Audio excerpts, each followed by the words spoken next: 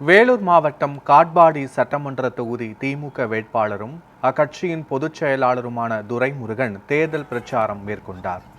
வேலூர் மாவட்டம் குப்பத்தா மேட்டூர் ஊராட்சி, அம்முண்டி ஊராட்சி உள்ளிட்ட பகுதிகளில் திமுக வேட்பாளர் துரைமுருகன் தீவிர பிரச்சாரம் மேற்கொண்ட நிலையில் பொதுமக்கள் அவருக்கு உற்சாக வரவேற்பு அளித்தனர். அப்போது பேசிய அவர், மகளிர் உரிமை தொகை 2000 ரூபாயாகவும் முதியோர் உதவித்தொகை 2000 ரூபாயாகவும் உயர்த்தப்பட்டுள்ளதாக தெரிவித்தார். தொடர்ந்து பேசிய அவர், காலை உணவு திட்டம் அனைத்து மாணவர்களுக்கும் விரிவுபடுத்தப்பட்டுள்ளதாகவும் உயர்கல்விக்கான புதிய கல்லூரி மற்றும் பள்ளி கட்டிடங்கள் கட்டப்பட்டுள்ளதாகவும் குறிப்பிட்டார்.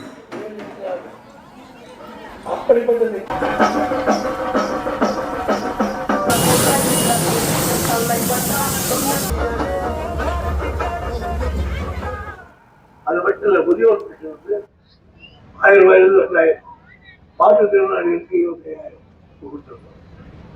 அதே மாதிரி பள்ளிக்கூட பிள்ளைகளுக்கு சின்ன பிள்ளைங்க தான் இப்போதான் ஒரு சாப்பாடு போடுறாங்க, கொஞ்சம் வளர்ந்த பிள்ளைகளுக்கெல்லாம் இல்லை. ஆகையால் அதுவும் கஷ்டப்படுறத சொல்லி எல்லா பிள்ளைகளுக்கும் காலை உணவு போடும்படி சொல்லிட்டு இருக்காங்க.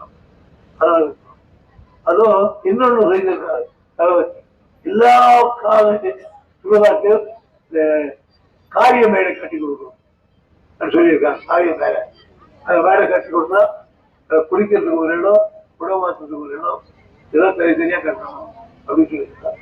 அதே மாதிரி சேர்த்தாட்டில் ஒரு காலேஜ், அங்கே பசங்க படிக்கலாம், அதையே செய்திருக்கோம்.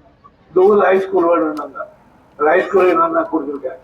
எனக்கு ஒரு இடம் வேணுன்றதுக்கு அதுவே புதுசாக கட்டிடலாம்.